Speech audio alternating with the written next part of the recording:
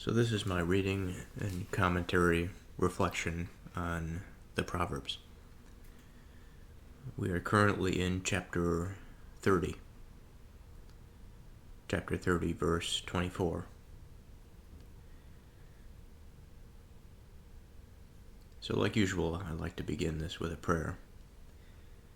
Dear Lord, I thank you for this day, and I thank you that I can be here. As I reflect on the day and I think about my mind, I think about the ways in which I've held you close to me and the ways in which I have been unable to see you close to me, that perhaps I've pushed you at a distance. And I recognize that there are moments for which I am called and I do not answer. And what I wish to make known, to make explicit, is the general desire to move towards a situation or a state of being such that when these situations arise, when I hear the call, that I can answer it, that it does not fall on deaf ears, the deaf ears being my own.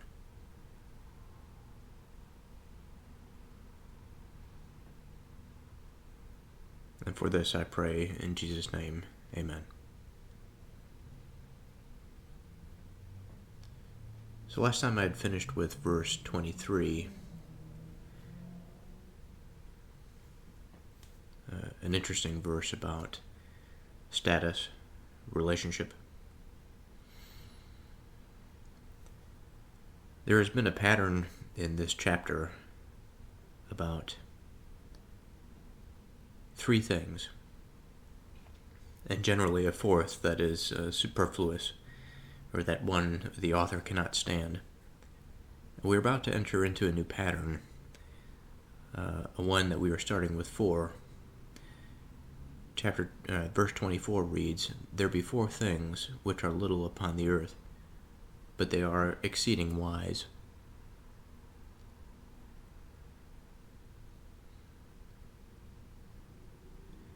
Now, I'll stop there for a moment and not progress to read the 4 items. Just to say that it is a curious thing that previously in this verse we have the pattern of 3 and the uncertainty of 4.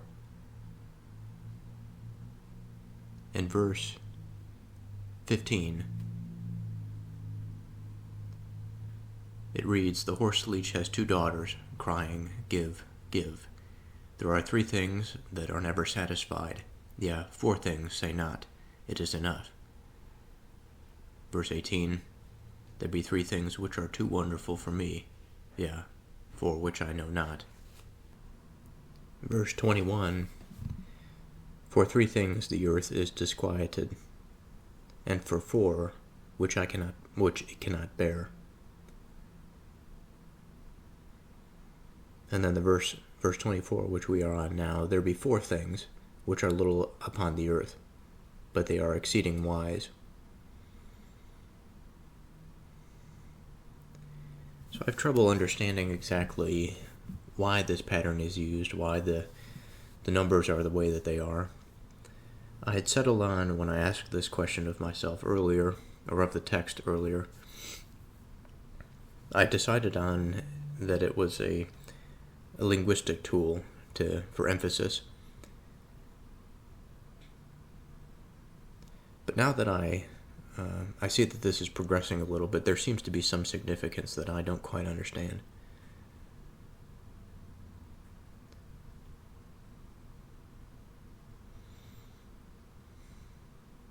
Now, in verse 21 and the previous verses, there are more than the 3 things that are identified. So if we go back up to verse 15, there is the grave, there is the barren womb, there is the earth that is not filled with water, and there is the fire that says not, it is enough. So there's 4 things there. 4 things say not. But we said those 4 things. There be 3 things in verse 18, which are too wonderful. 4, which I know not. So there is the say not, there is the know not. And among the know not, there is the way of the eagle, there's the way of the serpent on the rock, there is the way of a ship in the midst of the sea, and the way of a man with a maid. We have the 3 things that disquiet the earth, 4 which could not be born. The servant that reigns, a fool when he is filled with meat, an odious woman when she is married, and a handmaid that is heir to her mistress. And now we are at 4 things. So perhaps there is no real pattern here, but I'd like to take a moment or two to try and flesh something out. So the 4th is of the first verse that we see this pattern: say not, know not, and cannot bear. And then little upon the earth, but wise. So if we put these together, is there something that we can bring out of this? Now, keeping in mind that this is not the end of the pattern, there's still a verse after this that goes through this pattern. Now, keeping in mind also that this chapter is a sort of a narrative chapter. It begins with a dialogue. The words of Agur, the son of Jekeh, even the prophecy, the man spoke unto Ithael, even unto Ithael and Ukal. And so he goes through this sort of a self-loathing process, self-reflective process for which he justifies his inadequacies. And then he goes into this sort of mystical trance, I guess, saying these verses and lines about God. And I had to go back here and give a brief summary. Every word of God is pure. He is a shield unto them that put their trust in him. Add you not unto his word, lest he reprove you, and you be found a liar. 2 things I have required of you. Deny me them not before I die. Now this is sort of a separate thing, but remove far from me vanity and lies. Give me neither poverty nor riches. Feed me with food convenient for me, lest I be full and deny you, and say, who is the Lord? Or lest I be poor and steal and take the name of my God in vain. And so, regardless of, well, I'll say that this person is obviously going through something. It's possible that he's reaching the end of his life. Maybe he's going through an existential crisis. Who knows exactly what's going on? But there is something significant going on in the life of this person. And so again, I want to put these sayings together. Say not, know not. We could say, if we say not, we say nothing, then we know nothing. If we know nothing, we cannot bear anything.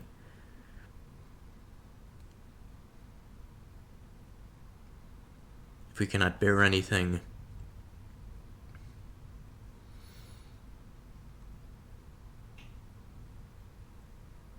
then it is unlikely that we will find the things beyond the earth that bring us wisdom. Now, this is certainly a stretch, and I recognize that, but again, there's an attempt here to find something that is greater. Now, if we go back to the last pattern, there be 3 things which go well, 4 are comely in going. There seems to be a little bit more of a reasonable pattern when we compare 3 and 4, 3 and 4, 3 and 4, all the way down. Never satisfied, say not. Too wonderful, know not. Earth is disquieted, cannot bear. Little upon the earth but wise.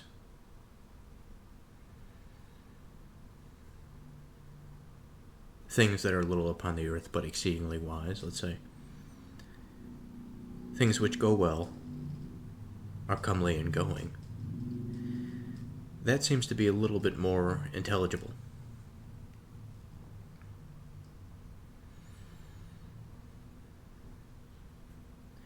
And I have to wonder if it's worth spending the time here at this new verse that is created, essentially. All the same, I think we've explored the elements of it by going through each one of the items.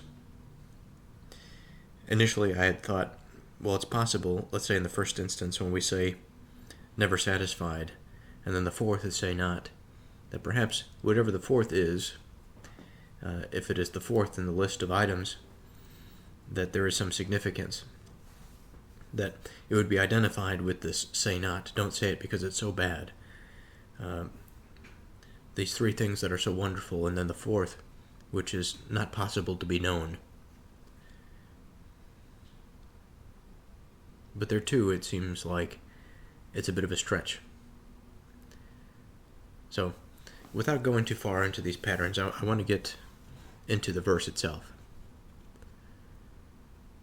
So again, verse 24, there be four things which are little upon the earth, but they are exceedingly wise. The ants are a people not strong, yet they prepare their meat in the summer. The conies are but a feeble folk, yet make they their houses in the rocks. The locusts have no king, yet they go forth, all of them by bands. The spider takes hold with her hands, and is in kings' palaces. So we have, now this is another pattern that is constant, that there is identifications of patterns in the natural world, of the material world, that seem to be regular, that give us these qualities for which we begin the verse. And in this situation, there be four things which are little upon the earth, but they are exceedingly wise.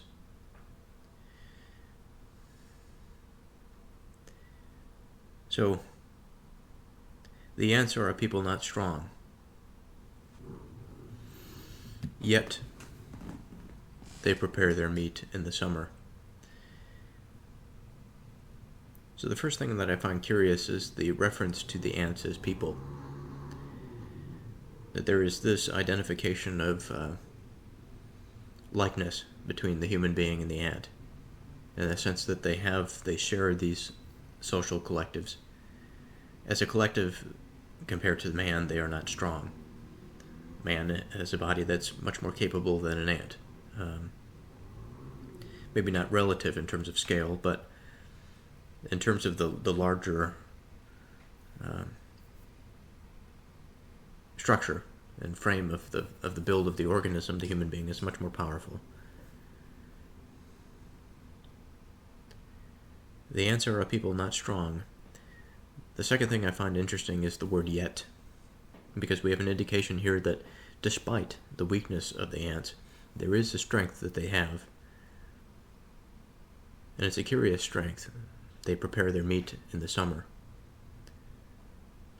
What exactly does that mean? Why would it be a strength to prepare meat in the summer?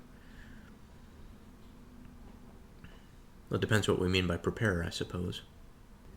Now, if by prepare we mean make provisions, or to store for later usage, then it would be somewhat reasonable to suspect that this would be a strength, because in the summer, in the heat, it is quite difficult to store meat. In the absence of refrigeration or modern preservatives, it is quite difficult to imagine a meat being preserved for very long. It's a constant process or struggle to procure meat and to eat it before it spoils. And so if an ant is able to do this and store energy for a long period of time, this is something that they have over man, an advantage that they have over him. Now there's a few different places that we can go here.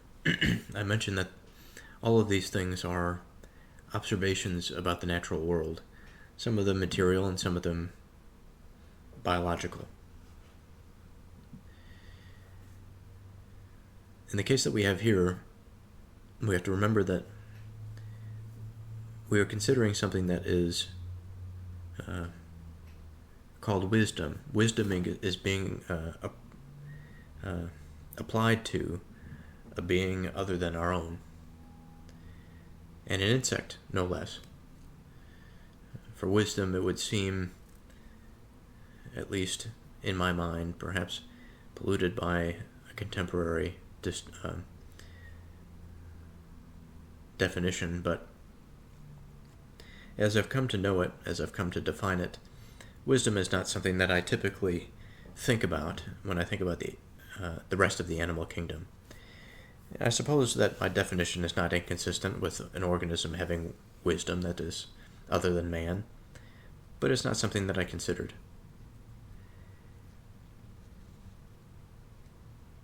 And so what can we make of this? Well, in the first instance, when I think about wisdom, I usually define it with some idea in mind of connectedness, of understanding relationships, of understanding interconnectedness, of how things relate to each other, but also the way in which things relate to one another such that good things can come about. Now, it would be wise in the case of the ant, because although they are weak, well, we don't even have to say that, I suppose, the wisdom comes in their foresight, their ability to preserve food in environments that would otherwise be hostile to its preservation. Now, perhaps I might be thinking a little bit too much about the preservation of meat here, and that word might be more analogous to food or nutrition or sustenance, whatever. But even in that case, we see that the wisdom of the ant is wound up in that foresight, whether it includes the extra step of preservation for later usage, given a technology that man does not possess. I think is a secondary point. The primary point is that there is a demonstration of wisdom in nature that is independent of man.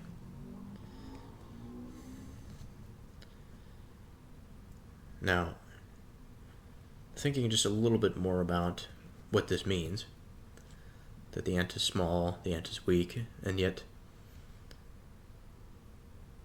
occupies this capacity to prepare their meat in the summer.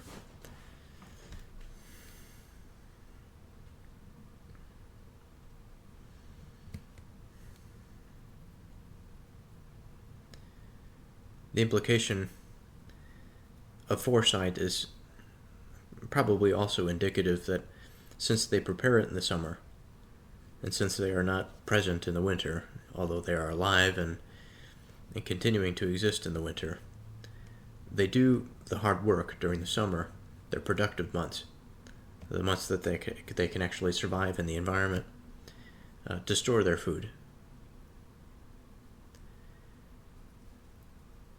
And so the question now, in my mind at least, is why is foresight or discipline considered wise behavior? Well, we can say that it is geared towards the preservation of the self, of the identity, and anything that is able to maintain its identity perhaps has a degree of wisdom associated with it, certainly has a degree of agency associated with it. But going back to my definition about wisdom being able to understand the relatedness among things, there is a certain understanding among ants that they must gather the food when they are able in the warm months, because in the future they will not be able to exercise this capacity. And there's such a strange separation here, for we would come to this understanding through knowing. Explicit knowledge, reason, where ants, I have to wonder, their minds do not experience as we do. Certainly they are goal-directed, and perhaps their decision-making is distributed among the collective. And there are certain aspects of their nature that are hardwired towards certain behaviors and towards certain goals and ends. But maybe it's hard to say that of us, that we are not the same. Surely they have a will of their own for which they can participate in. Perhaps it's more restrictive than ours, and maybe we would justify that based on the sophistication of their brain size or the complexity of their societies. But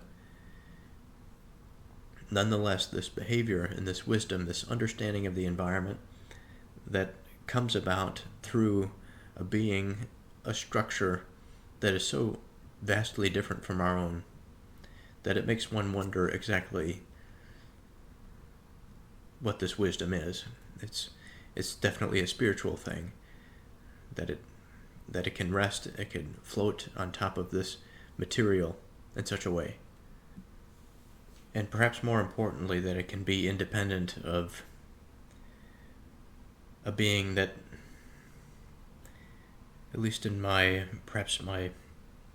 initial inclination, seems to be so proud, sees itself to be the thing above everything else, such that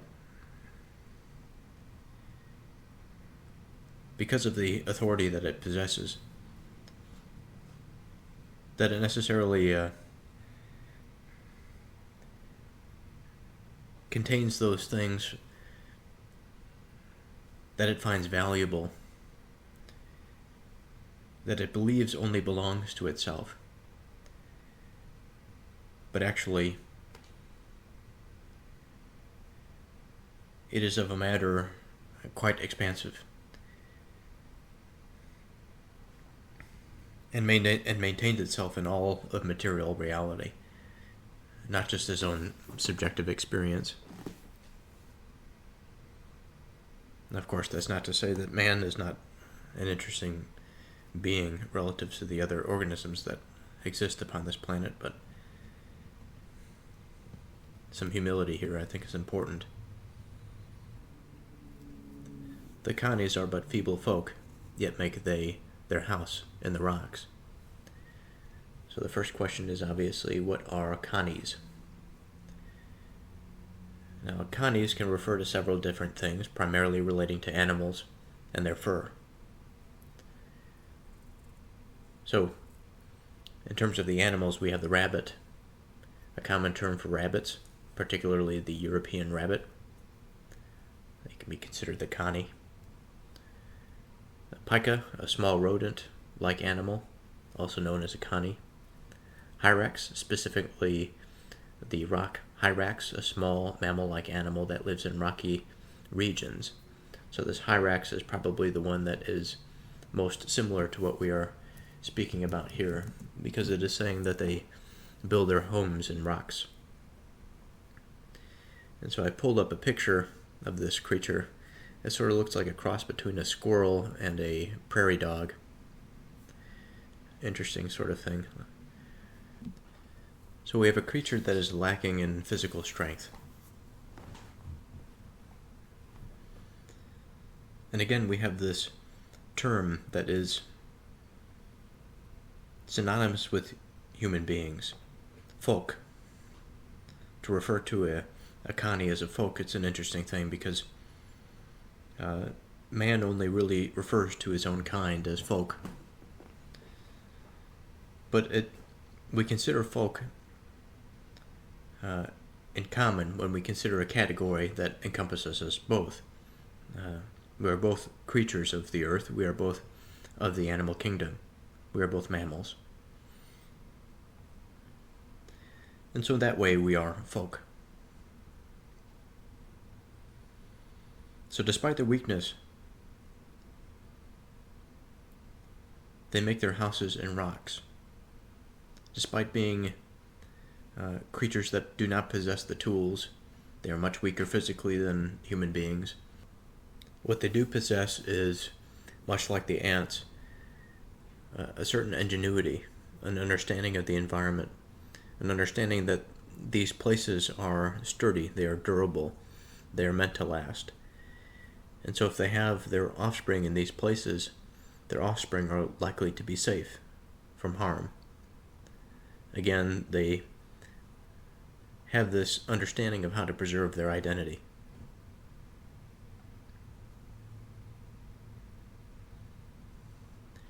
The locusts have no king, yet go they forth, all of them by bands.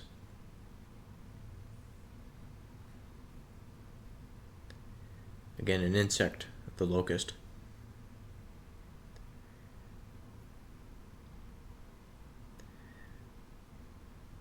In man's experience, the king, the monarch, is that centralizing figure, the magnetic figure that pulls together a society, that leads a society, perhaps that dominates a society, that upholds the glue that maintains the fabric of the society, that being the laws.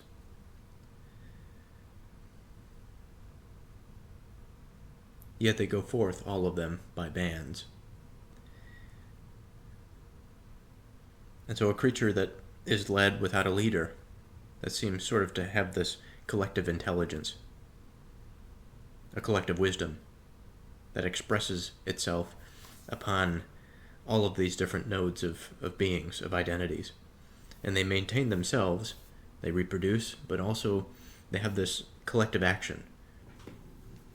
So my apologies, but today is a new day, and I just finished my prayer. So I'd like to continue where I left off. I believe I was talking about the locusts in that last segment of recording.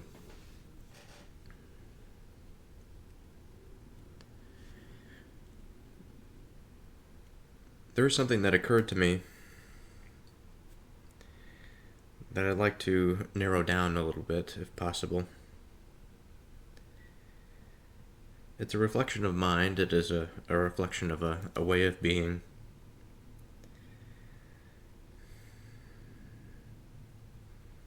And I'm not sure where exactly to begin this reflection, but I know that at the end of it, it will be related to the next verse that we are going to discuss with the spider.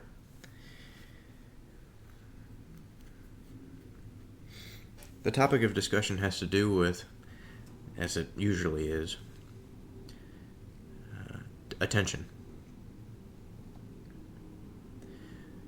But more so a broad, maybe not a broad, but a snapshot. Something that encapsulates an experience through which one can observe something. And for the sake of this, what I'm trying to present, I'll say we imagine a snapshot of our life, maybe a day, a couple hours, that brought a particular feeling, a particular way of being.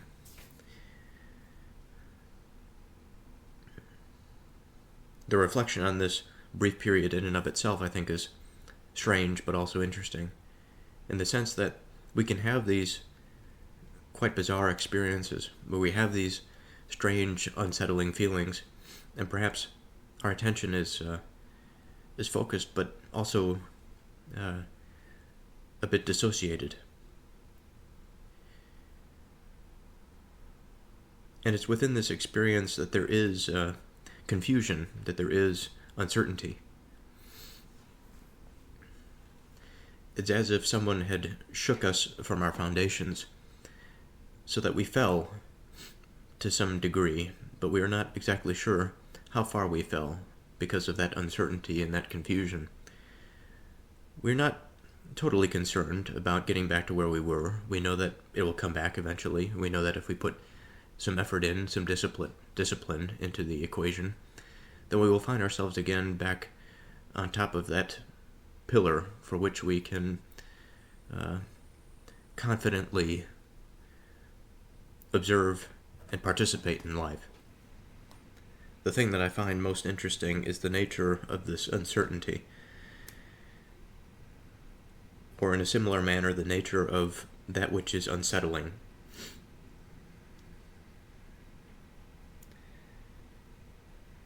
And I find within my mind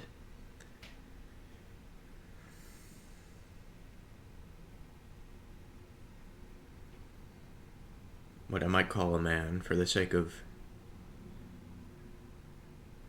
presenting an illustration. A man that appears, a man on one hand that understands, but also is fearful of others to a degree. Maybe not in what they think, but in fear of what, in the presence of another, he is able to maintain. And by this I mean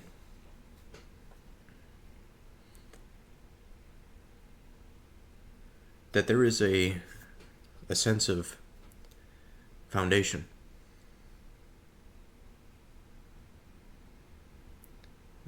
For which, as these anxieties and the waves crash upon the shoreline, that it is not a matter of the effects of these things, but rather a matter of reflection and understanding these things.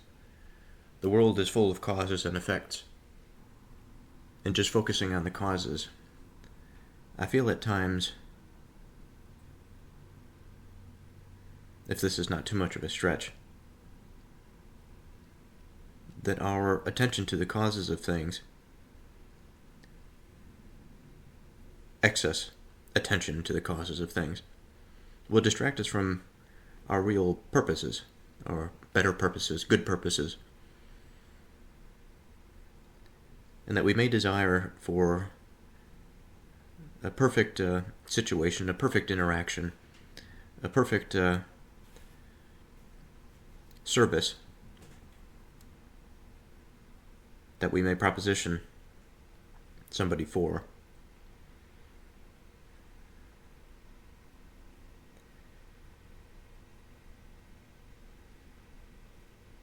But I'm reminded of the matter of responsibility and the burdens that we necessarily must bear, and that it is not for us to think that we have been slighted or some injustice has been provided us because of the way that we feel or because of the lot that we've been given.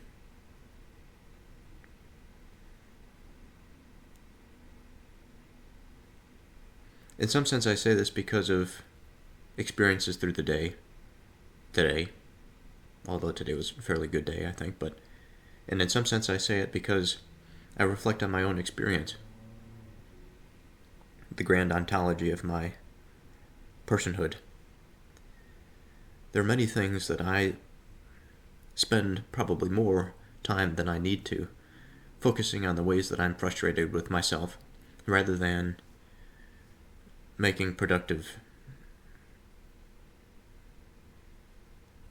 changes or living attentively in the moment that would afford the experiences probably that I desire.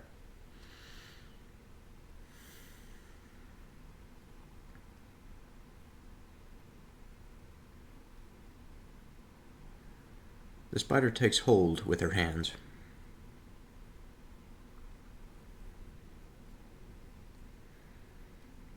The spider has many hands, many different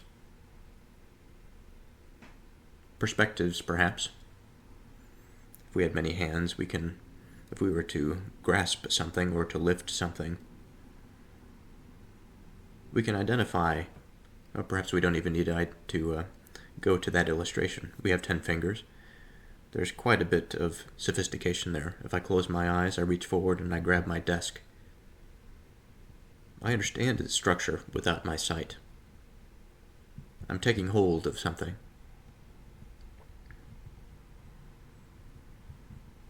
Information has filled my mind. My senses have been excited. The spider takes hold with her hands and is in kings' palaces. A sharp turn, it would seem, in this verse. But as the verses before, we have a human attribute associated with an insect or an animal. The spider doesn't have hands in the sense that we do. We often refer to a spider's hands as legs. But the hand, as I've mentioned in my illustration about grabbing the desk, has the conception of a tool that can identify, that can manipulate, that can perceive, or give the central agent perception of the environment. So exactly then, how does this extension of the insect's experience translate into this being within the king's palace? Well, certainly, the king's palace for a spider is a lofty thing. The spider is small in comparison. And yet, it has these hands, and it takes hold. I don't think it would be a good thing to underestimate the significance of taking hold, because this is the productive energies of the spider. And the spider, being so small, by taking hold, finds itself in the king's palace.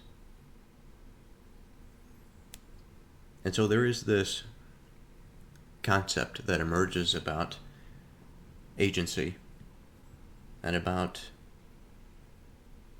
humble application to work over time. The spider, although small, spins quite large webs and catches prey.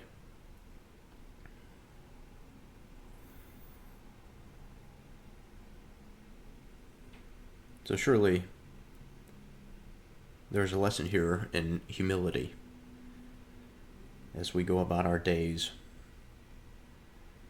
as we go through our experiences. What we have in mind is to take hold of something, to pay attention and to be productive. And that this over time will lead us to a place of great importance. We don't necessarily have to think about riches, I suppose, but a place of importance for which we can be fulfilled in life, to see good things and to have good things carried through, to produce good things.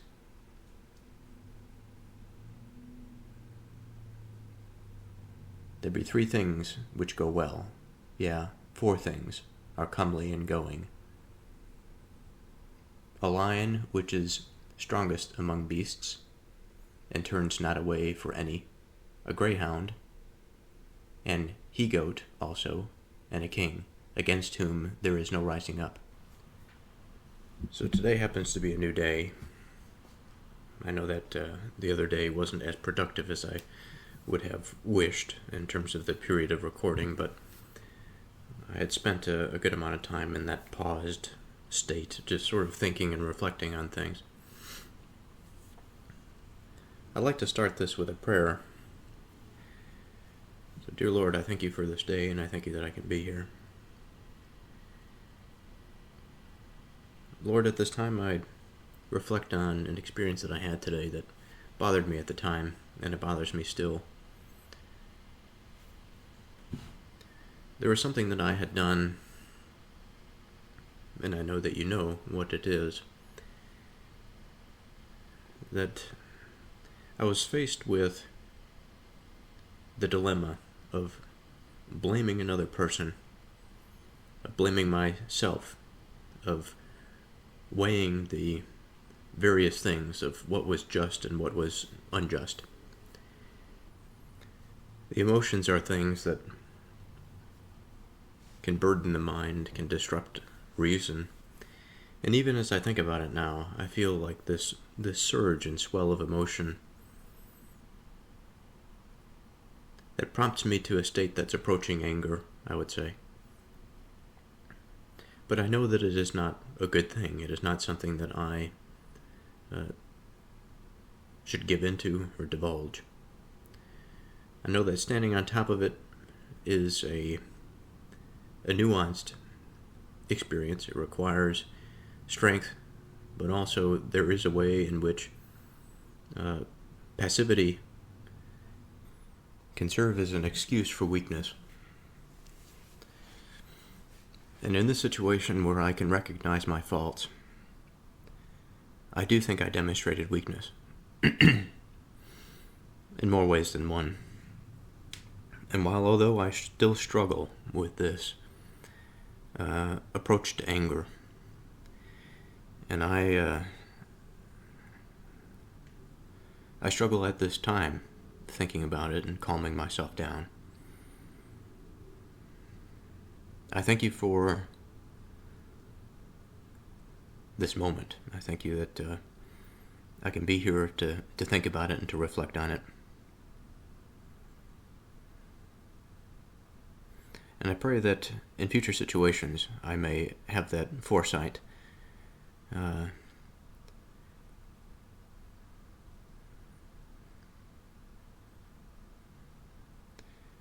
keep myself not necessarily guarded, but aware of goodness, have my eye towards goodness.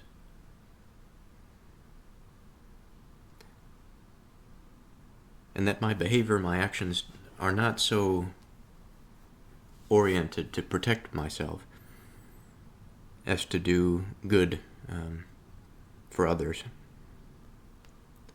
And Lord, for this I pray in Jesus' name, amen.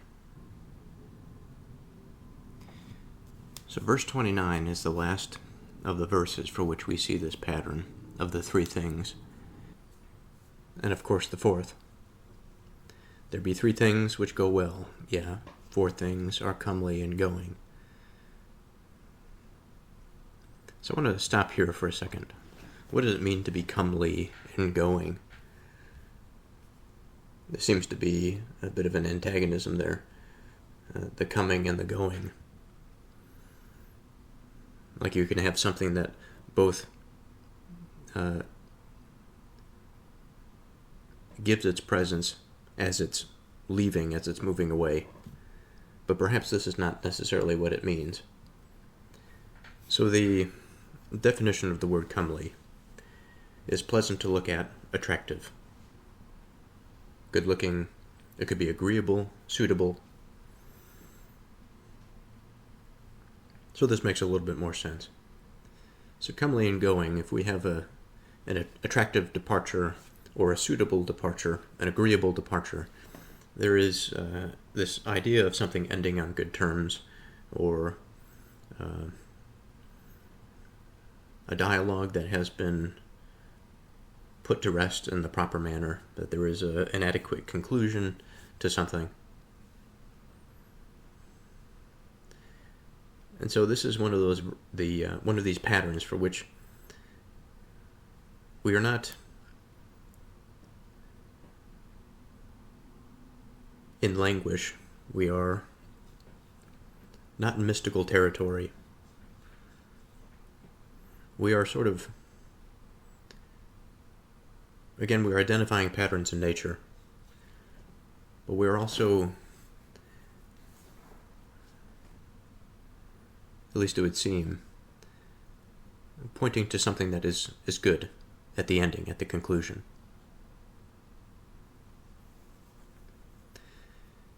So there be three things which go well. So the first of these that go well, a lion which is strongest among beasts, and turns not away for any.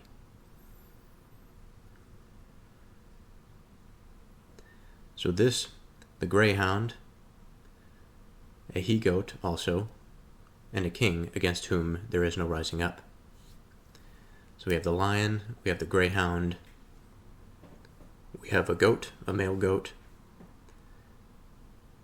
and a king.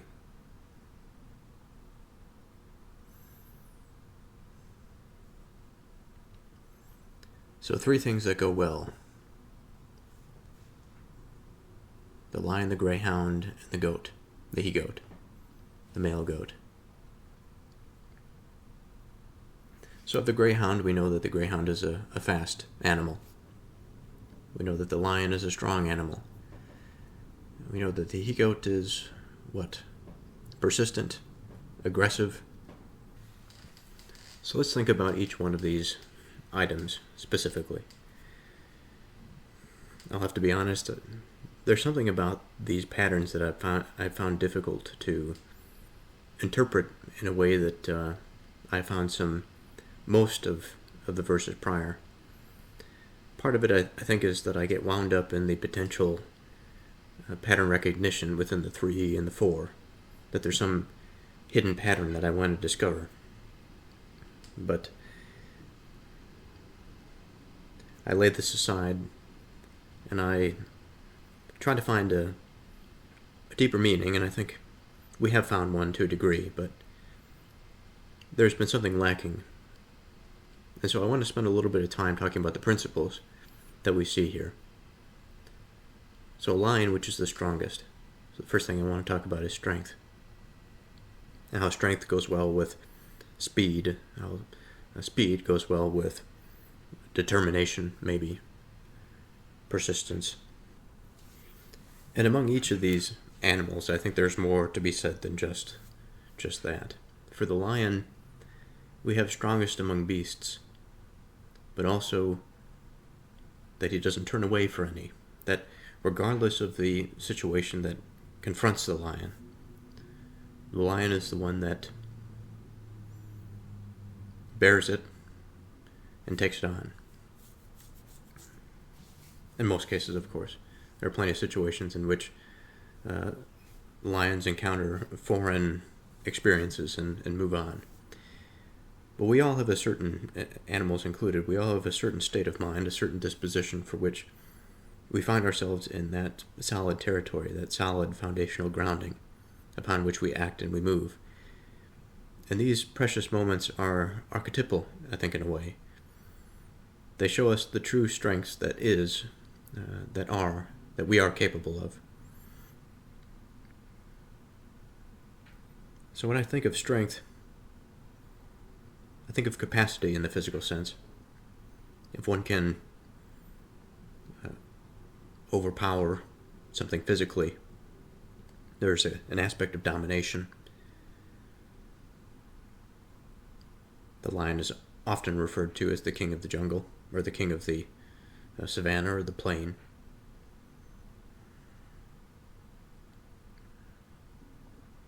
Strength. Strength is fortitude in adverse or novel situations. Strength is the pillar in the turbulent winds that would wish to dismount us from some more sturdy principle.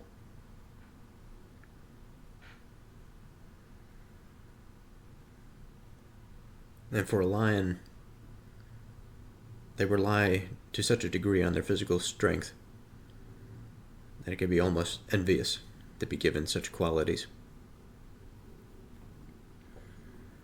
For that of the mind is so variable.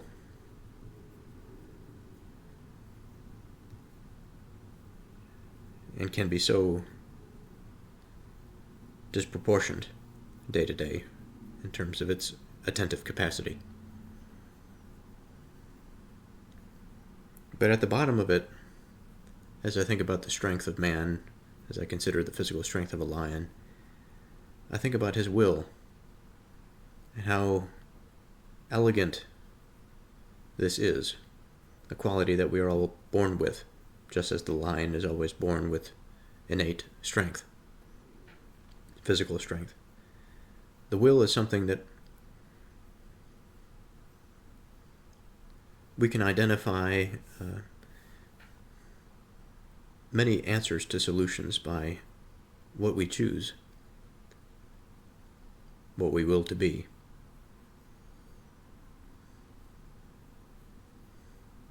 The will to life, the will to goodness, although maybe confusing at times, can also be quite simple. That if we feel like we have found ourselves in the turbulent winds, the will to life is a basic starting point. Having principles of goodness surely helps. Firmer ground to stand on. But it ought not to take anything exceeding. It's a simple determination. Of course, there may be many that lack in terms of that type of faith. I suppose also that it can take time to build. Where unlike in the lion's case, the lion is born with it, that physical strength.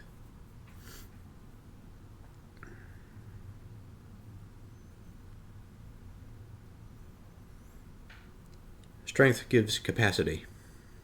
It affords us the possibility of greater action. Strength gives us a particular authority beyond social status.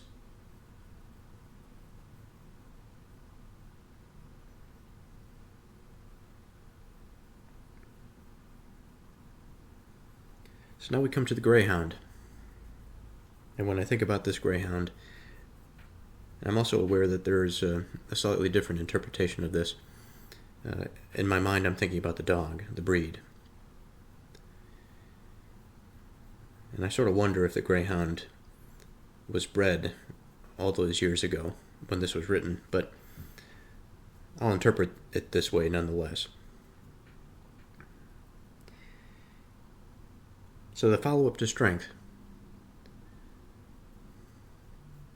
The greyhound is fast, but they are also controlled in their speed. They have a certain grace that is controlled. That in itself, I think, is a type of strength.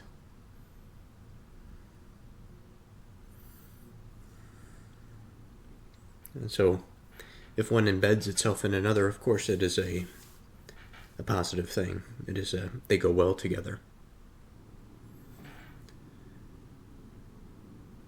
Now the he-goat, I have some experience with the male goats. I know that they can be quite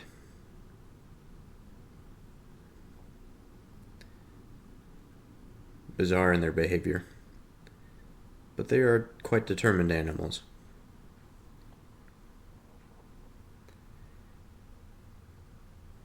And it is this determination, the will, I think, that's necessary to exercise that grace and control of the quick movement, of the quick physical movement, but also of desire. Desire is something much like a greyhound, I think. Emotions are much like greyhounds. They come up so quickly in the heart, and they must be given discipline, focus, drive, directed drive, perhaps.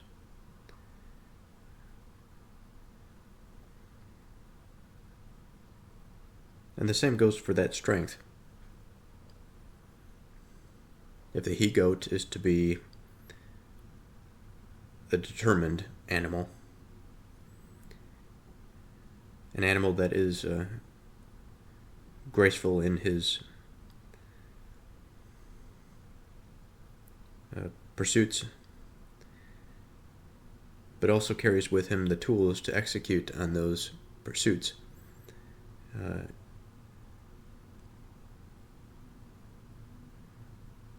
Is a creature that can accomplish many things.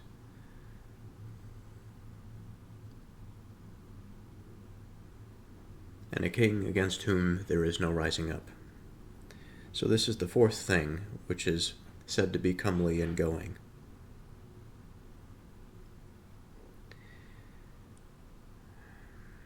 Now, if a king is to depart, they may either leave the kingdom, they may die from old age or injury, they may be usurped. But I suppose that usurpation would not be consistent with the comely and going.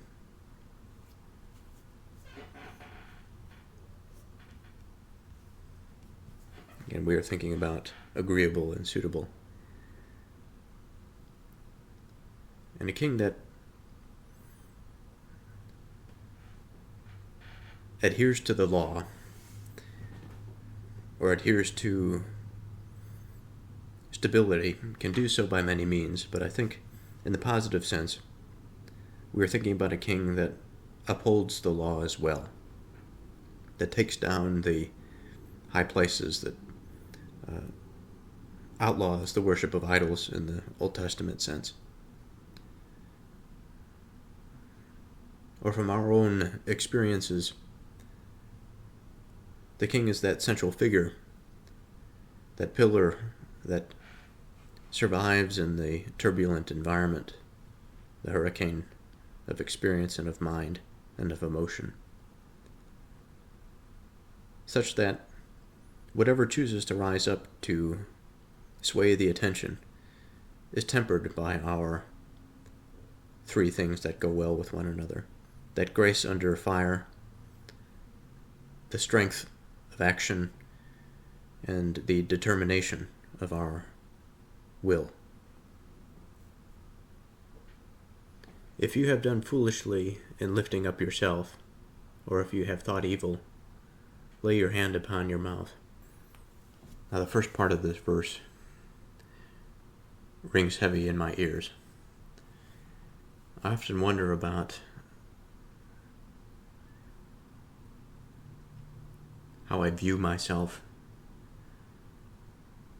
how that relates to how others may view me. I try not to do it to an excessive degree. I try to be concerned about what's in front of me, but there are times for which I consider myself. I tend to be more of an internally directed person. And while this may have some benefits, it has some drawbacks, some negatives associated with it.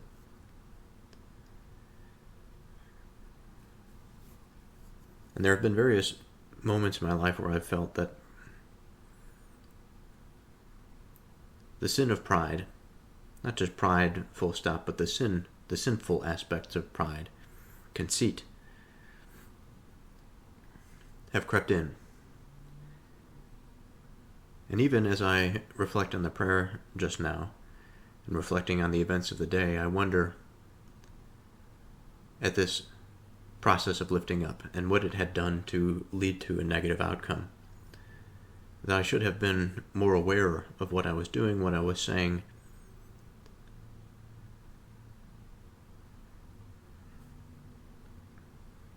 But what exactly does it mean, this lifting up? Foolishly, we can speak about it in a moment, but there is this relationship to pride in a way, or conceit, that idea of excessive self-satisfaction based on one's own achievements. But what is this upness referring to in this conscious landscape? How do we see up and how do we see down?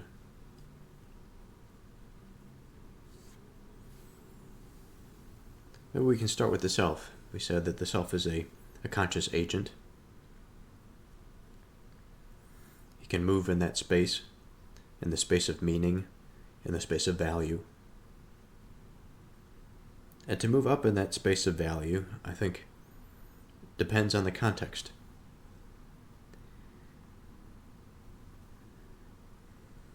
It depends on the framework or the structure that we are considering. We can take quite a simple structure. like net worth, for example. I can say that I'm worth $10, and the person next to me is worth $5, so I am worth more. I am higher in that scale.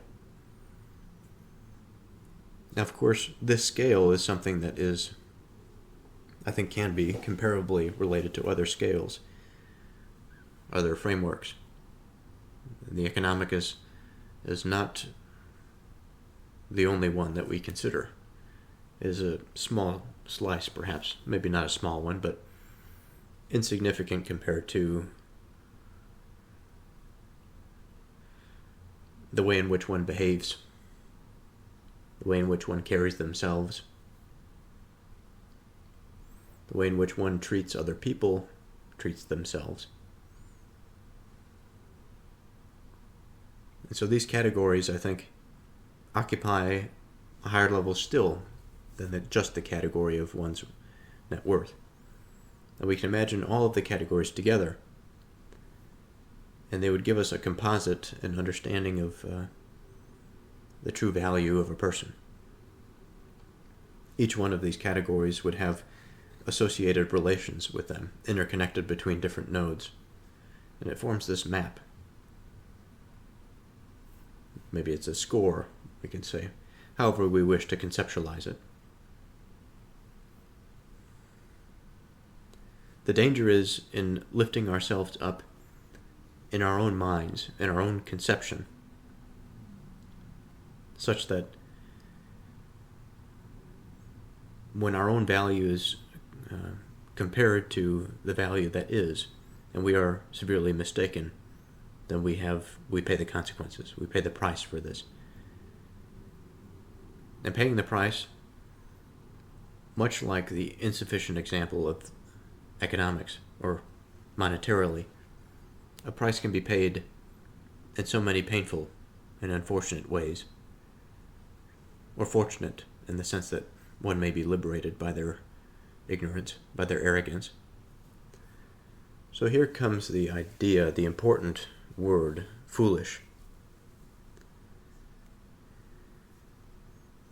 Much like pride, I think there's a contextual and a sophistication necessary to work our way through these concepts. For pride is something that certainly can be sinful. Conceit, I think, is that word that implies sin. Pride itself doesn't necessarily do so. So I want to pause for a second and go back to what I said about this liberation from a particular debt that may be accumulated by foolish behavior or by conceited behavior.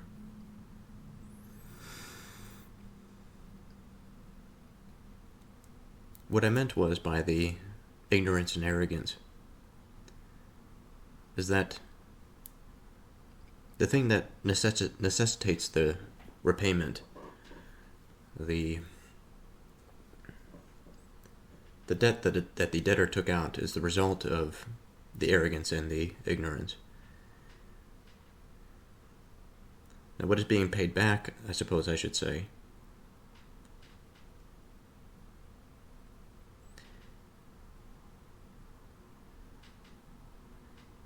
is maybe the absence of behavior. It is the lacking of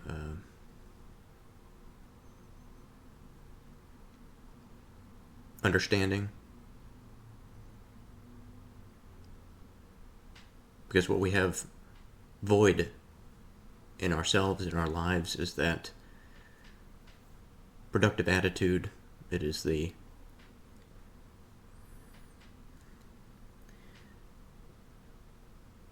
desire to solve situations, to transform, to eliminate this conceited behavior, to eliminate that unseen discordance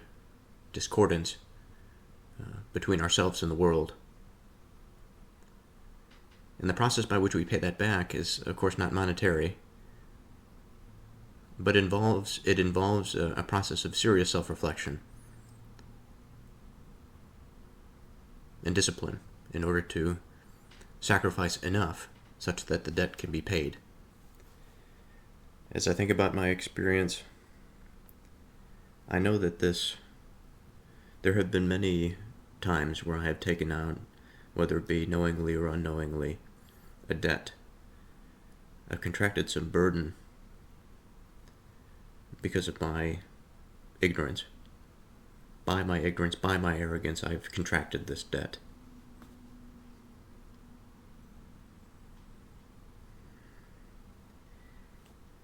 And what I suppose haunts me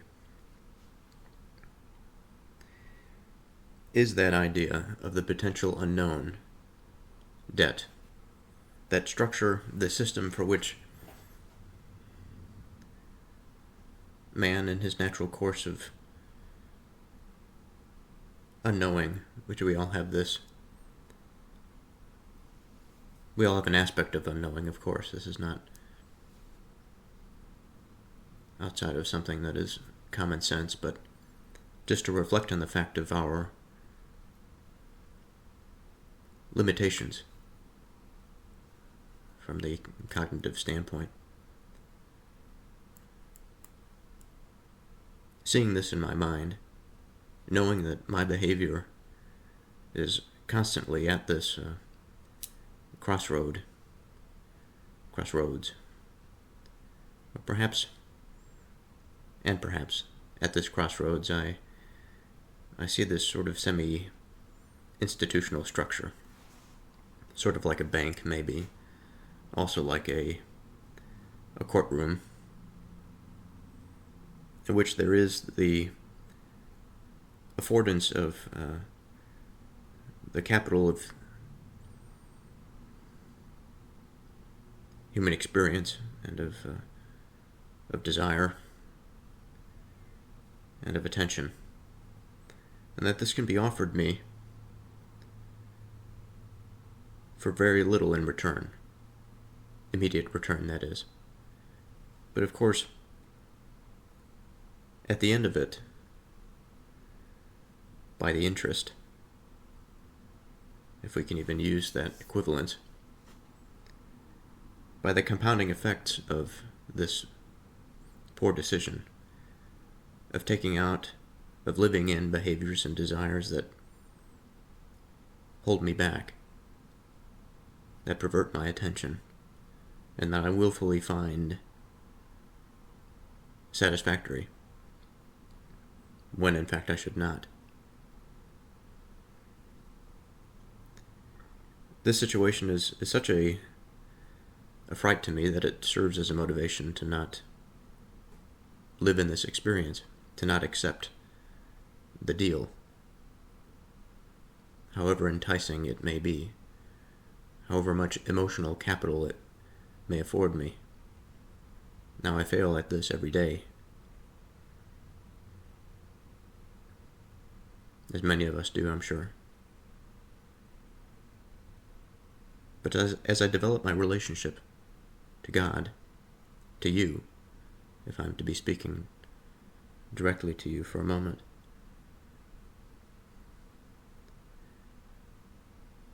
I wish to pay attention to this fork in the road, for which most of my life I have ignored, and I've taken the easy, dopaminergic offering, and I have contracted such foolish debts in my time that I feel finally I've begun to repay them. And there's nothing like repaying these debts to find the fool that rests within me,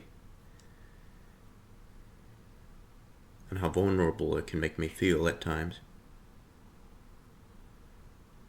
There are days in which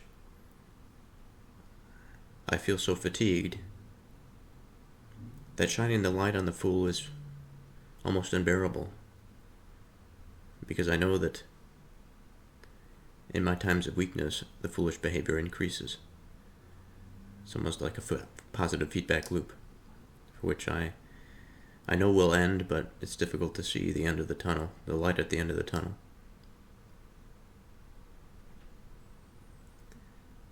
So I think it's worthwhile to talk about this fool exactly what he does, how he behaves.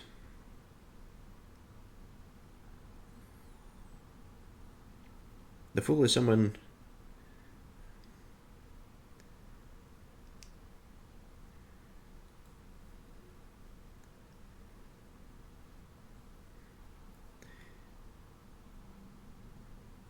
that has a difficult time understanding the relatedness among things, relationships.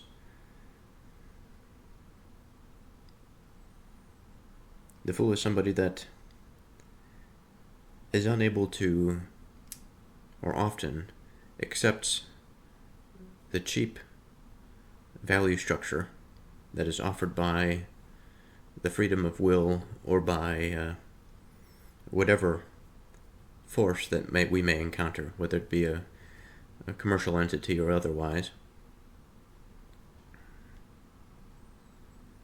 And in all of us, this archetype has a home. The fool, I think, can play a productive role within us. I think of the court jester, a man that serves in this role as a perpetual joker, in a sense. That his purpose, his service, is at times, at best perhaps, to point out the inconsistencies, the failures of a monarch, but within us, points out the failures and the inconsistencies of our own self-direction. And the Joker is the one that brings us back to a place of honesty and sobriety. But in excess, and on the negative side of that coin, the fool is the one that takes a centerpiece, a center place, directs the ship, if we will. In fact, I think there is a verse earlier in this chapter that had mentioned something along these lines. I'm trying to find it. But in any case, when the fool takes the centerpiece, when he takes the wheel and is the primary director, I think we contract more of these valueless, cheap emotion type debts that have a high interest rate, and that will take greater and greater and perhaps even more painful transformations to take place. As the self builds itself, accumulating all of this garbage, I think it finds itself interconnected with these things. It becomes synonymous with these things. And the excise of these unfortunate associations is painful to the mind. And while there may be many that have not developed these associations and connections, the grace that must be shown to those who have established them is immense. It must be immense. There has to be a lot of forgiveness on the part of the individual so as not to lose sight of the self when they are transforming themselves and going through this process.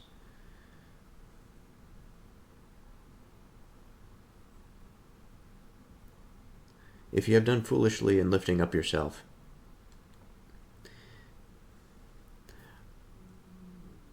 or if you have through evil, now this is another potential avenue. It's definitely worse. Now, foolish behavior can lead to an outcome that would be desirous of an evil person, but the foolish person isn't necessarily evil. At the core, I have maintained that the evil person is the person that desires absence for the sake of absence and nothing else. That is their good. Their good is the destruction of being. It is not for their own self-gratification, because that's more wickedness. That's more of that conceited behavior. This is something of a different level, different scale. Now, I think the unfortunate part, and I say it's unfortunate because I think I've experienced some of this, that if I separate out the pieces of my mind, the various tropes and archetypes, I look at the fool, I see him where he rests, I see my self-directed being shining the light at all of these different, what I might call agents, let's say, that at times they will occupy a degree of my attention and direct a degree of my behavior. The evil one, I think, is also within all of us, unfortunately. At least the most innocent among us, the most righteous among us. Evil may not be a force for which has any volitional or agentic control, but it is something that is always there, that serves as a possibility. It is a software package that can be run, if it is so taken. But what does this mean? And since I said that I believe that there is a bit of this in me, how do I think about this and how do I experience it? Well, the desire to absence, generally, in my case, comes from the desire to dissociate, to remove myself from thought and responsibility. And the result of this is the erosion of productive behavior, of godly behavior. And in fact, I've noticed, I go through these periods, especially when recording the podcast, I've noticed that this is the case. An interesting pattern in my mind.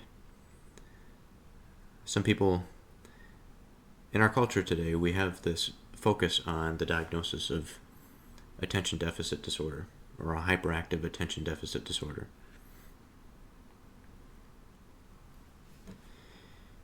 And I think that in recent times it has gotten some reasonable pushback,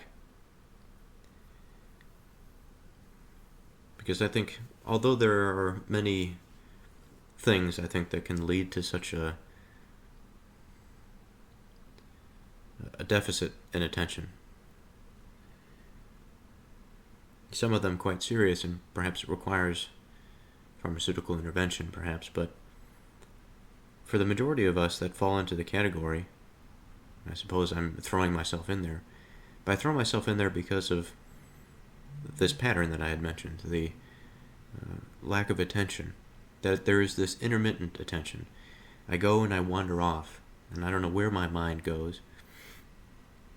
There's a few different possibilities, perhaps.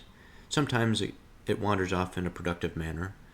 But when I'm recording, maybe it doesn't make it into the recording, but it's enough to spur a new thought and to develop and to build on it. But other times, and actually it just happened just now, where I paused the recording to think about what I wanted to say next. And then my mind went into so many different things. Many of them are superficial, and this is, I think, a problem. Because the mind that spends a lot of time in the superficial is superficial. Most of the time. And I think my part of the process, as I've mentioned about this experience of transformation, is developing that constancy of attention to reduce the deficit of attention. And it's not necessarily the case for many people, I think, that this should be sought of as a disease. This is an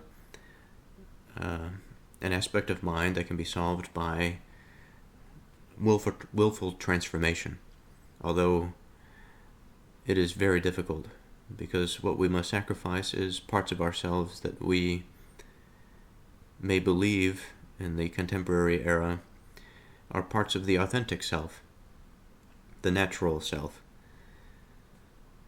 But this is not the case, I think. The case for a good self requires this type of sacrifice and reorientation. To be born again is to be washed clean, as some of our prior notions and ideas about the way to be. And the thing about evil is that it pollutes us. It is the opposite of this good transformational experience. It is the robbery, it is the rape of the self into absence and nothingness, into superficiality and eventually nothingness.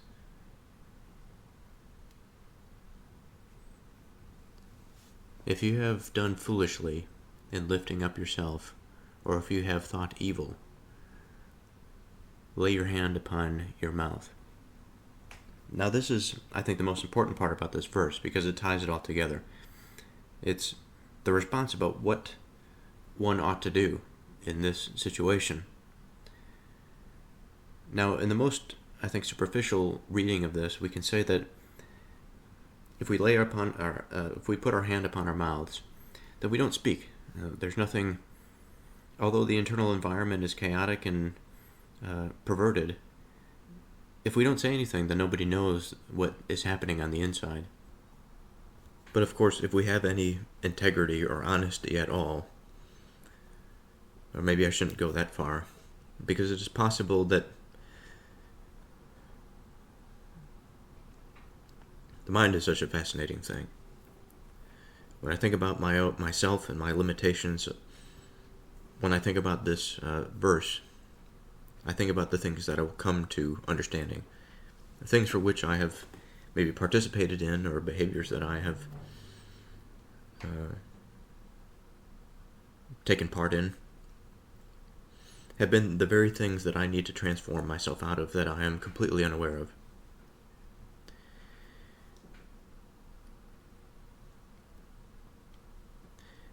And at once I think about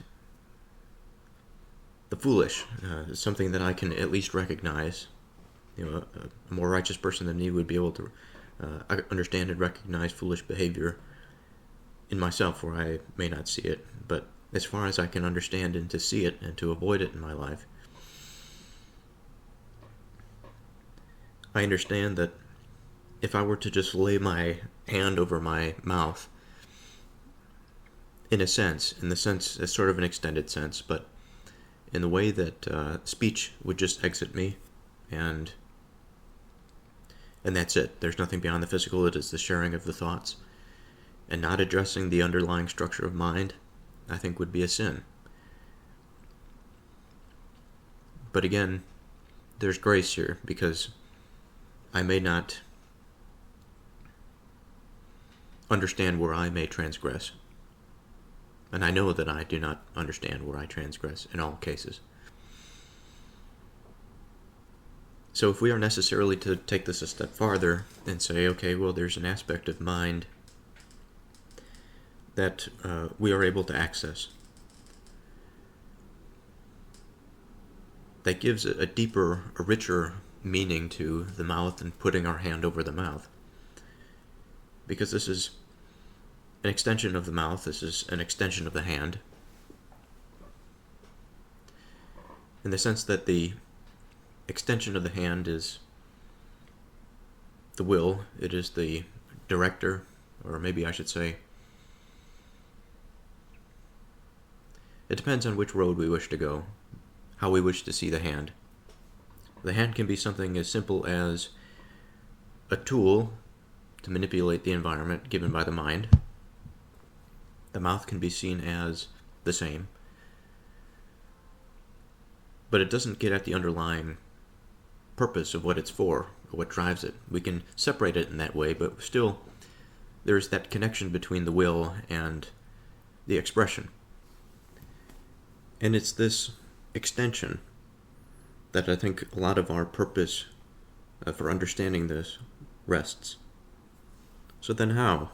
How exactly does the hand or the mouth have a deep-seated foundational place at the dinner table of our mind, where it shares in the deepest connections that we may have with a family member. It may share the deepest emotions that we may experience. It may share the deepest depths of reason that we can conjure up.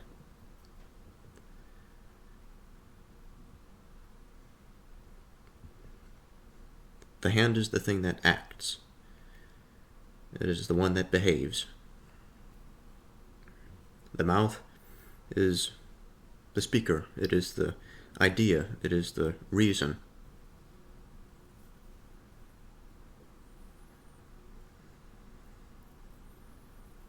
And to cover both of these is to cover action, but not in a superficial way. Because there's an aspect of the hand, too, that is directed by mind. It has that additional reason. The physical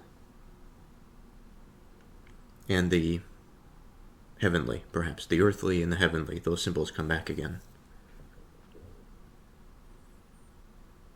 In the sense that the hand represents this physical, material world that can act in it, and the mind represents the heavenly, for which, although it is in the physical world, it participates as such. It is also this thing of such concentrated, purposeful potential that it has agency.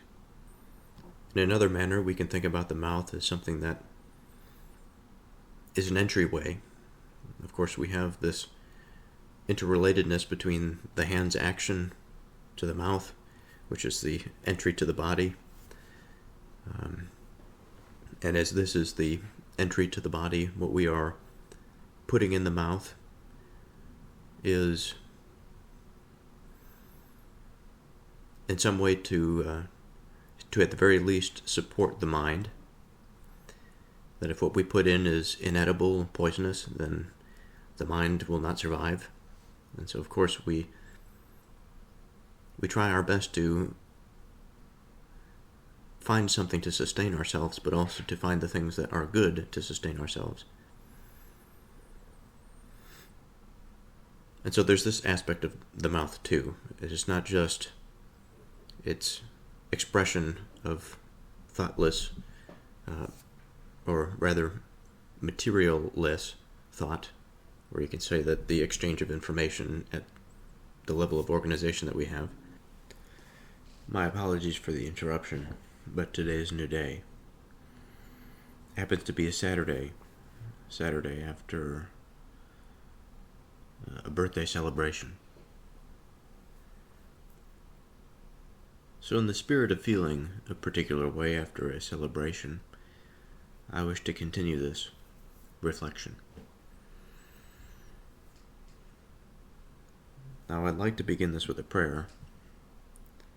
So dear Lord, I thank you for this day, and I thank you that I can be here. I thank you that of the failures of old, I have learned how to fix and to modify aspects of myself, that I can avoid the downfalls of the youthful ignorance.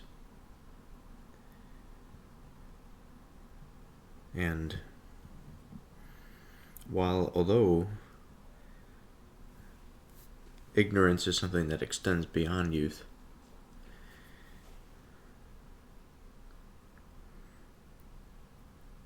I will be a being that is never perfect in the way that you are. And so I submit myself to that correction. And I know that I often err, and it is still the work of my life to determine exactly how I can orient my mind to have a better relationship with you. But I thank you that I can have one, and that I can develop it here. I'm thankful for mind, I'm thankful for being. And for this, I pray in Jesus' name, amen. So, from what I remember, I was discussing the mouth and the hand.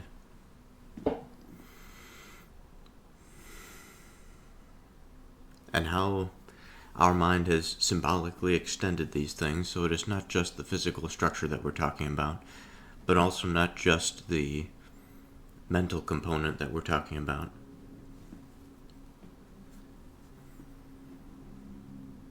And also understanding that there is this continuation between the two, between the body and the mind.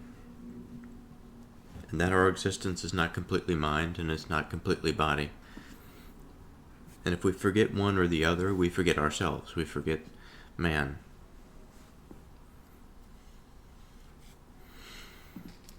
So, the object here is to determine if we are satisfied with our interpretation of the mouth and of the hand.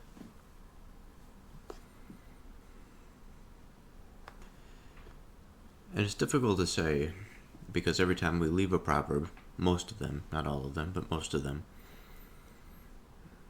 it is like we are leaving a love. We're leaving somebody that we know that without them we will not be able to create the similar type of experiences that we had just gone through. And with this verse in particular, the symbol of the mouth and the hand seems to be so important. And it would seem for a man to be more well constituted to have done an exercise in this domain. That is, in the domain of expanding ideas about the mouth and of the hand, especially as it relates to what we've mentioned here. If you have done foolishly in lifting up yourself, or if you have thought evil, lay your hand upon your mouth. To extend this to the farthest possible extent. For our experience, for my behavior. If I truly wish to do good, to avoid foolishness, and to not think of evil, then there's something deep inside, a sort of a spiritual hand and a spiritual mouth. And the conception of what this thing is difficult. Perhaps it is something given. This is the spark of man, something that a divine spark, for which now I'm reflecting on my own constitution and the way that I interface with this thing that I call reality and justify my existence.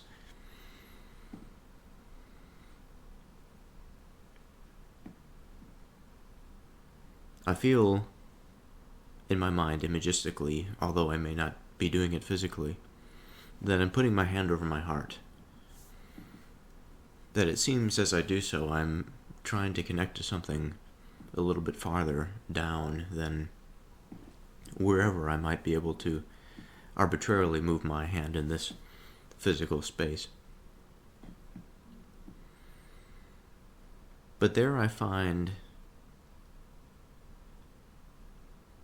something certain and something known. We can call it a potential of sorts, I guess, but it is only because of my ignorance that it is a potential. But that which is and that which is beyond me, I find knowing.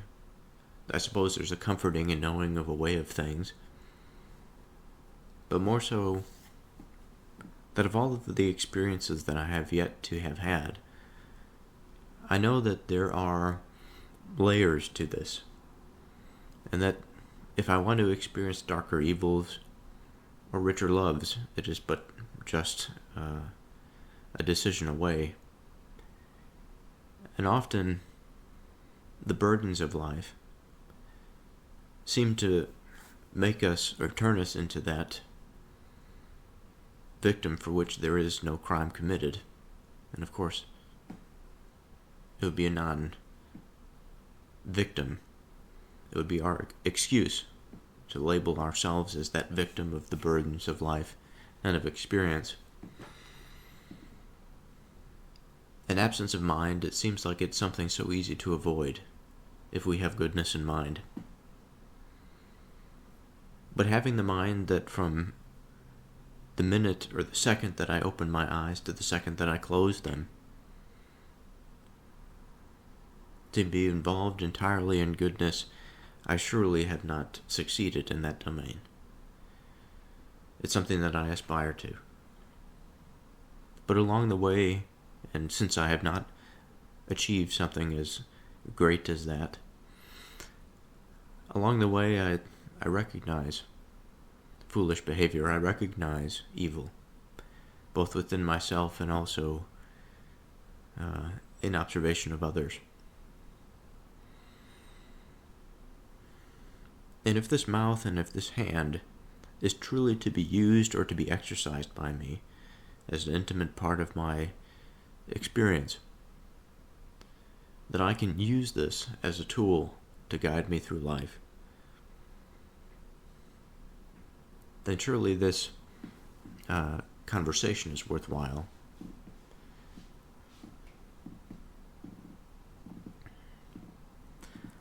And I wonder how much of the heart is expressed in the body. How much, surely much of it is. All of our senses excite the heart after all.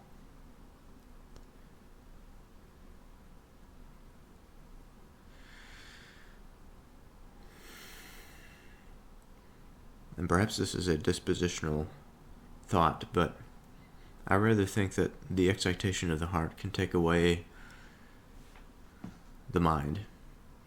Not that it is entirely out of our hands. What we consider the I-ness of ourselves is a composite of things, and this heart holds a significant sway over it. And while it may direct it at times, it's never really the full driver. Some more than others, perhaps. But insofar as it is pulling me in a particular direction, my mouth seems to be the place that it would be expressed. Now, of course, I could say this exact same thing for my reason, that it can be expressed through my mouth, both of which can find me in glorious territory or in the territory of divine judgment. And I wonder about the hand's action here. In my lesser known experience, maybe this is not a particularly charming thing, but in my lesser experience, I feel like the quick correction of the hand covering the mouth, such that it does not spew this into the reality. I feel like the hand is that conscience. It has a degree of that self-action. It is the deepest of our principles, good principles, that sort of congregate together, that at the very least raise a signal, if not makes particularly explicit decisions. That signal is enough for us to pause and to look around a little bit at exactly what's happening. And so here I see the action of the hand saving me from the foolish or the evil behavior.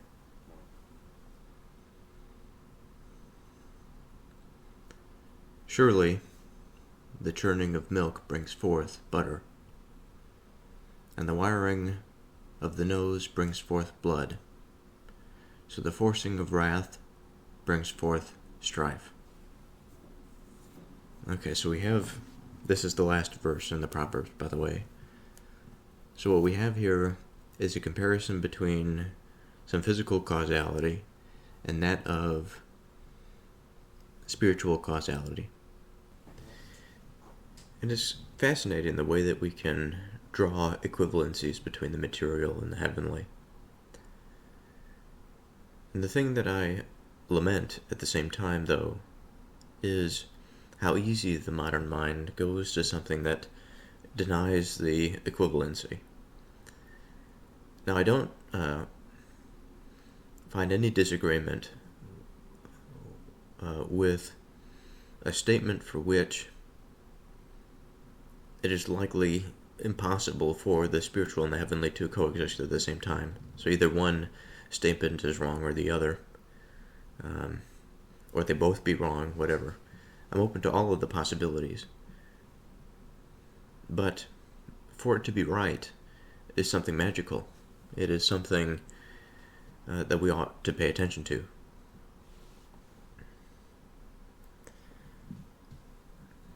And such an image, the first did not necessarily bring it there, but the second certainly did. The wringing of the nose brings forth blood.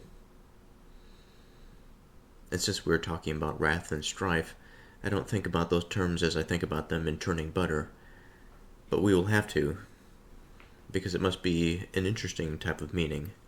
Because the wringing of the nose seems to be so parallel to, again, that experience of the force of wrath and bringing forth strife. As strife is like blood that is the result of the penetration of the body, such that the necessary components to sustain itself are now leaving. Now, of course, it could be varying levels of insult to the agent, to the principal agent. But to think about such a thing in a minded context, and to think about wrath in terms of the wringing of the nose, that for some reason in my mind, at least in the immediate sense, I think about a towel that is being wrung out and all of the liquid is leaving it. In a rather cartoonish way, that's the same thing that's happening to the nose, but wringing can be like just some force applied to the nose, or it could be, like in the case of an animal, to have a ring put through the nose to conquer its movement or whatever. It's expected that such a piercing of the body will cause the blood to flow. And so, in this way, we're speaking of wrath not necessarily as a definition, something that defines wrath, rather than, well, I suppose it defines it in a way, because it tells us its action. It is aimed at the disruption of the body, to draw blood, to reduce it in some way. As all of this is connected, and surely that connection to mind is the reduction. The reduction of the being, reduction of the agent, whatever. So my apologies, but today happens to be a new day. And a new day brings new thoughts. So this will be the last recording of this chapter before we begin chapter 31, the last chapter of the book of Proverbs. So it's going to take me a little bit, I think, to get back up to speed here, but the plan is to spend an hour and a half sitting here and thinking. Doesn't mean that there's going to be an hour and a half left of this recording, but I'll be sitting in this chair thinking for that amount of time. So,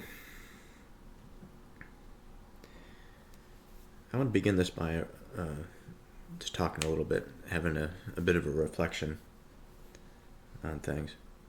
I just finished my prayer, kept it private today, and now I'm feeling a particular way.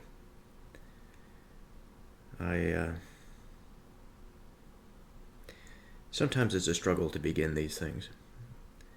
I remember in some of the earlier episodes I was beginning to train myself to enter into this state of mind. It's difficult to describe exactly what it is. The heart surely is a component of this journey and experience.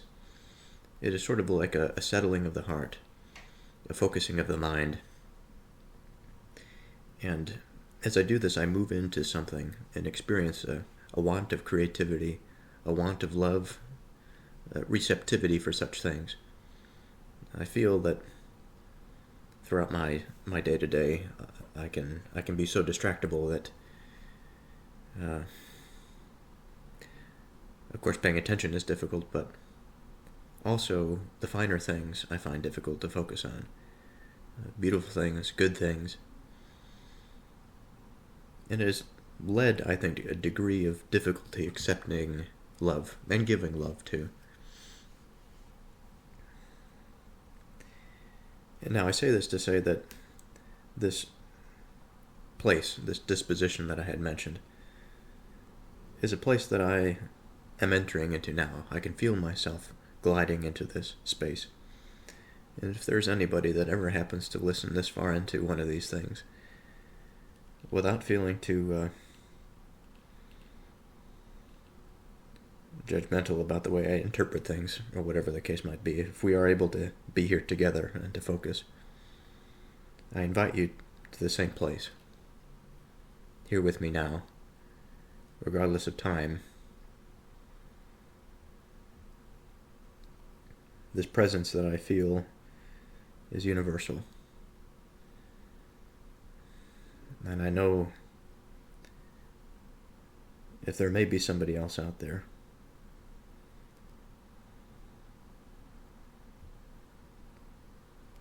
regardless of how life may find you,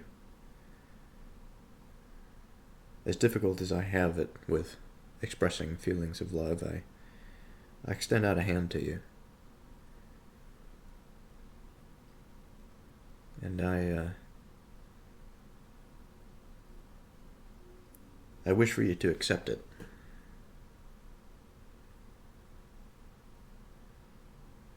I can't promise you that I will say anything to move you.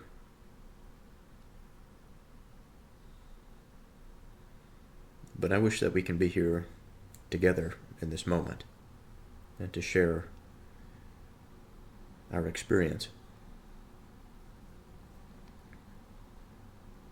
And so with this in mind, let's return to the verse.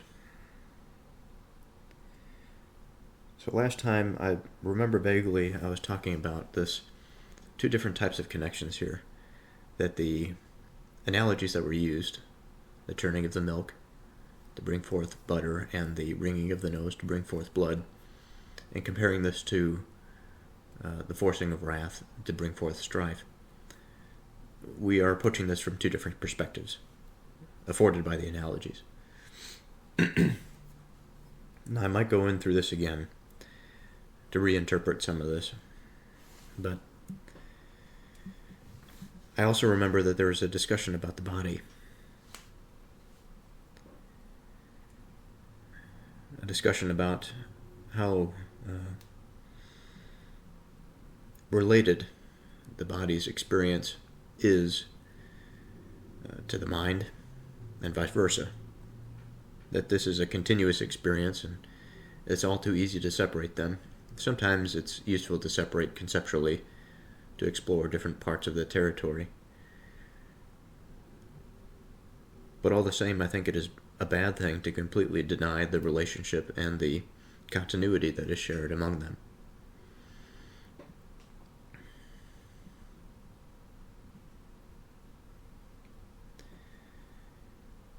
So I want to speak a little bit more about this term wrath and extreme anger. Anger is something that I've conceptualized as not a fundamental emotion. It is built from more fundamental things like general arousal. Now, I understand that there are probably different ways to conceptualize this and put this into language. I understand. But the way that I wish to see it is that anger has a degree of reason associated with it. There is a directionality. I suppose that with almost all emotions, there is a directionality, there's a reason for which we feel things. But there's a distinction that I had made early on in the Proverbs that I felt was appropriate to make, such that the fundamental emotions sometimes are just there as a state of being, and they don't necessarily have anything to bring them about. While they may have something to bring them about to our perspective from the subjective point of view, it really doesn't have any strong value to it, and we can't really associate it with a strong reason. And it is because of this, because of my experience, I have classified anger as something beyond just base emotions.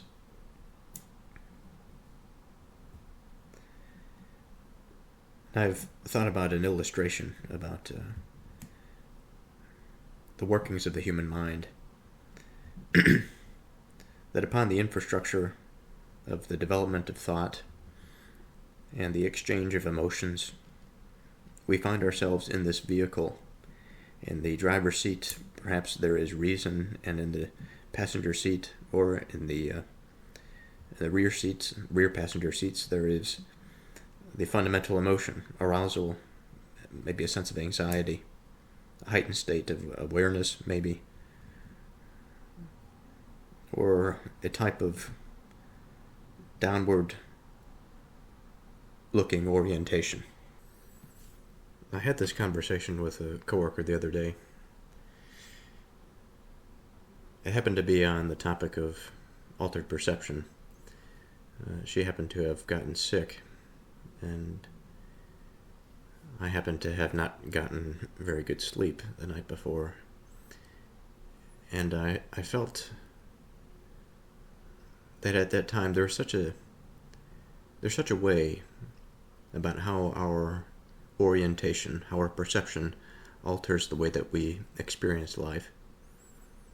And through sickness, some days, the weeks that are spent in the flu or the common cold, it is so strange the way in which the mind interprets the world. Things are a bit more difficult, of course, because of the negative emotions and everything that is spurred by the sufferings of the body, but it produces such an altered state that it fascinates me. But I bring that up because I mentioned this downward orientation. What I mean by that is almost like the sense of not getting sleep or being sick. These sorts of things don't necessarily imply a downward orientation, but it's possible to be there. Now, this downward orientation may it be a depressed sense of self. Maybe the mind is not firing on all cylinders, thoughts are not coming as fluidly, problem solving is poor, pattern recognition is poor. That's one element of it. But then there's also the narrative that's spread out across us, the way in which we interpret things based on our narrative framework. And I find that this landscape is to be much like the weather outside. It can be gloomy, a bit dark, depressing. The thoughts oriented in a negative direction. That hope is minimal. That there is a sense of melancholy that is the thread throughout the experience for that day or whatever. Now, I don't fall into these very often, but when I do, it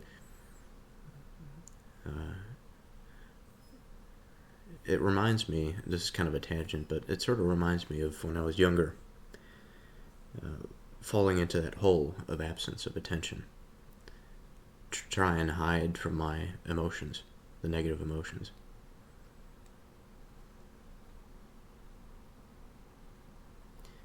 But anyway, I suppose I bring all that up because I'm trying to get us to a place where wrath is something somewhat understandable.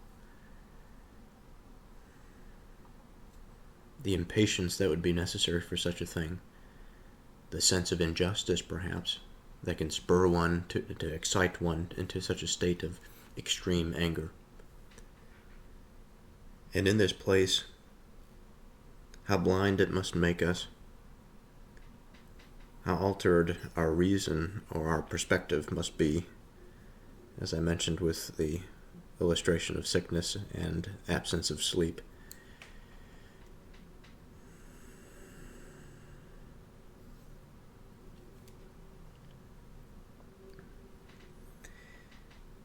And it has been a principled task of mine going through this experience, not just the Proverbs, but the religious experience in general, to focus my mind, to focus my attention.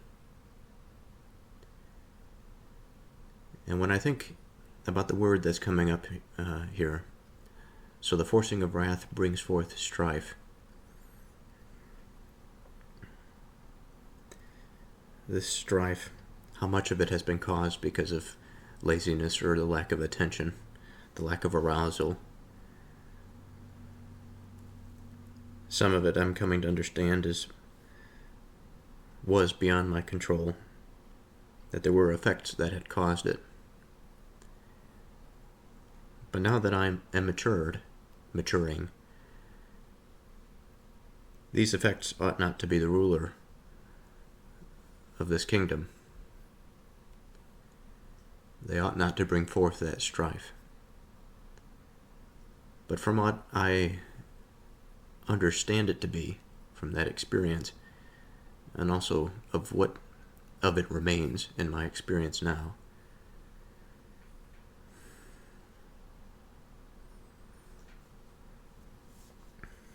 although I'm not the most poetic of individuals, strife is the dampening of our experience.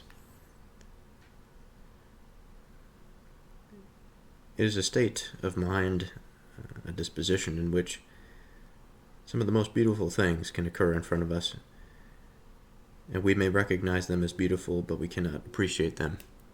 The fullness of our being is unable to rise to the occasion of accepting it. That the heart is spurred to ignite beyond its ability, for it feels weak.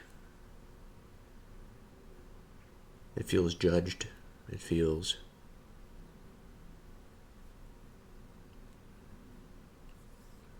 that experience is not worthwhile, and that it is uncertain about life, as if it should just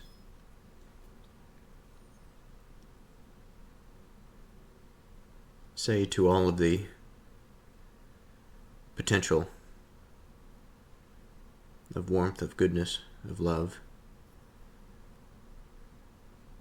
that I appreciate the possibility, but I can no longer enter into this relationship any longer. And although it may not be now, but in some time in the future, I think I will exit this experience. At the bottom of that strife,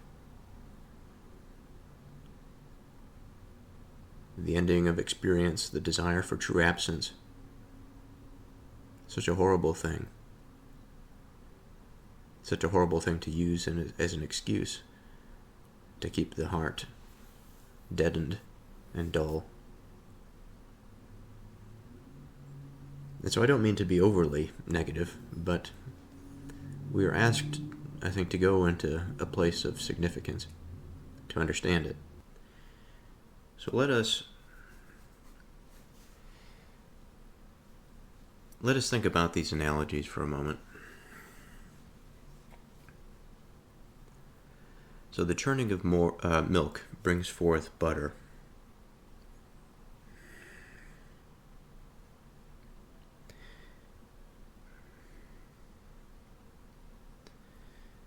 So without significant experience of having to do this sort of thing, I'm thinking about the action of doing it.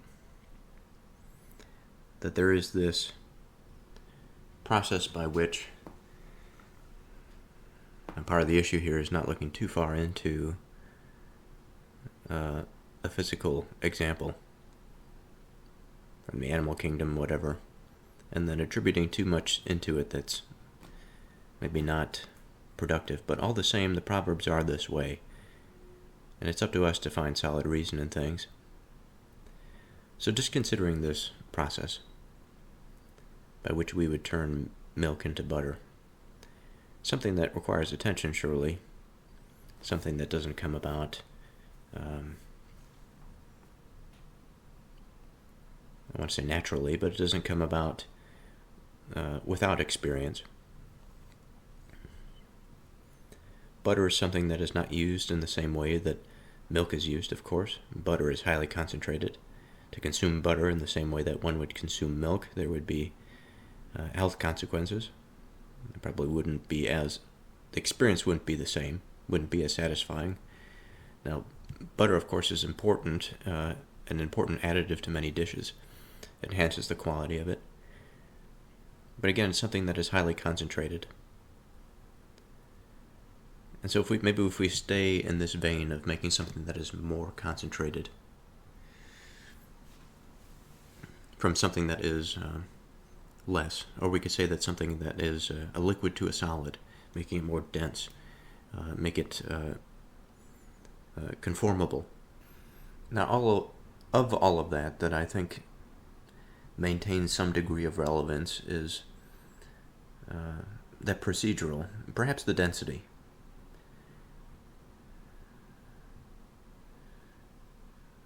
But when I think about this, I think that wrath is quite dense in and of itself, but it's transitory.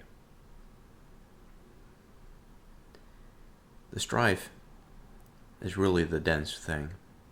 It's the experience that is raw, vulnerable, but very dense, and is made from experience. It is not something, while I may complain all the time about my negative disposition naturally, but strife is a different animal. Strife is, as I've explained, where that potentially leads.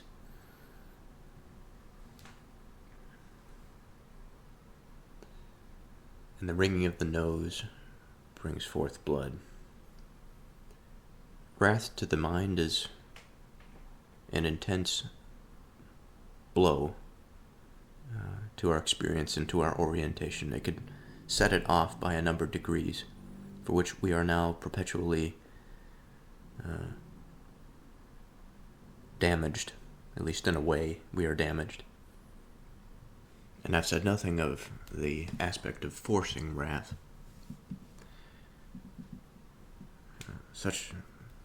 Thinking about it now, it must be such an intense experience to have that undergone. I think a number of things. For whatever reason, I think about war, and then I think about a profound injustice or a perceived injustice that leads to the most extreme of crimes.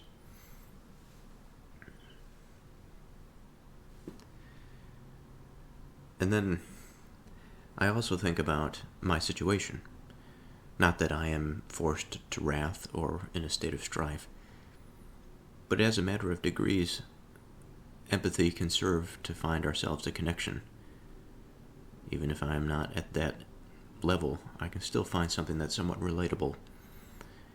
And within this forcing of things, life has a particular way of forcing us into a particular posture. And of course our will can adjust this posture as we need in time. The immediate posturing is not something that we can rectify overnight. And it is something that we have to take with humility, grace, honesty. If we are to ever think that we would have the opportunity to rise above it or to transform out of it.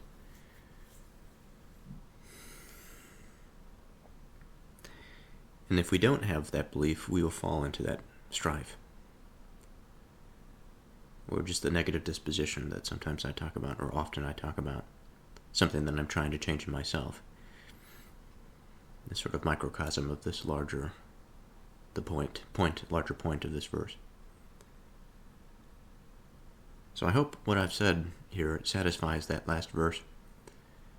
I'm looking forward to chapter 31. And although it's been a good experience, I am looking forward to moving on to Plato after I finish the Proverbs. I'll come back to the Bible, surely. The Bible is our home key. We cannot leave it.